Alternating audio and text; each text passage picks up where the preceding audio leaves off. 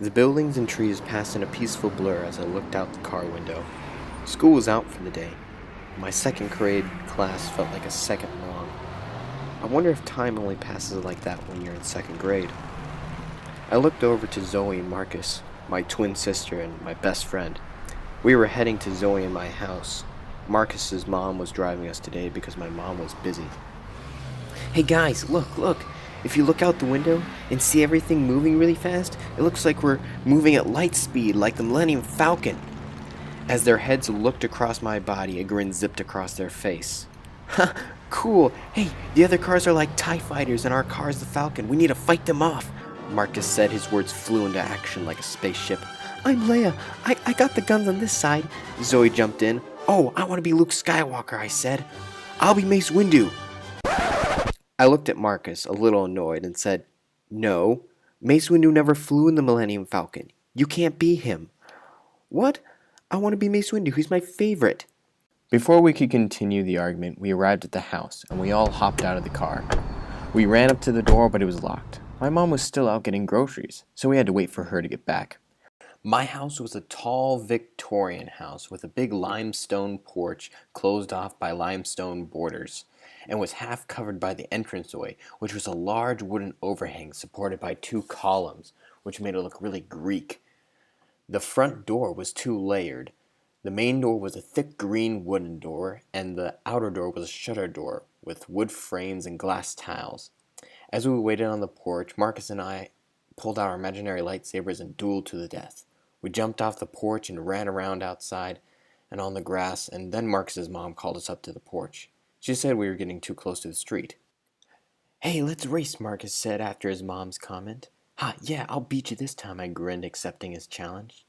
Let's race across the porch. Okay, let's start here, I said. We raced twice, but the porch was too small. Hey, Mom, Marcus turned to her. Can we race to the car?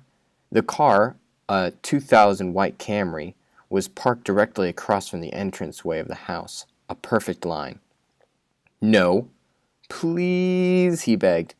We won't go into the street. We'll only touch the car, I chimed in. She then looked away and thought, but it was the look all kids recognize when they won. Oh, I guess so, but only to the car and back. Got it? She said. Yes! We yelled. Marcus laid out the race. The race was to the car from the front door and back. The first to touch the door won. Marcus's mom would be the ref, and Zoe would start the race. We took our spots on the door. We looked once at each other and then turned, locking our gaze on the car. Zoe raised her hands and counted down. Ready, set, go! A grunt of air and a tap of feet, and we were off. Like horses, my vision dead set on my target. I was a train in a tunnel, and the white car was the end of it. We were running, bang! I hit the car, then I looked, and Marcus was right there with me. Good. I made eye contact with him, and we both looked at the door and back to each other. We were wolf cubs, fierce with competition and playful energy. With the grins showing our friendship, we looked back to the house. Then a grunt, a tap of feet, we ran back to the door. Down the walkway, up the stairs, hands stretched out, and crash! We touched the door, but crash? A flash of light and a flash of red, and then a flash of pain. My stomach writhed in a knot. Looking down, my wrist had been cut open. Ah! I screamed in pain.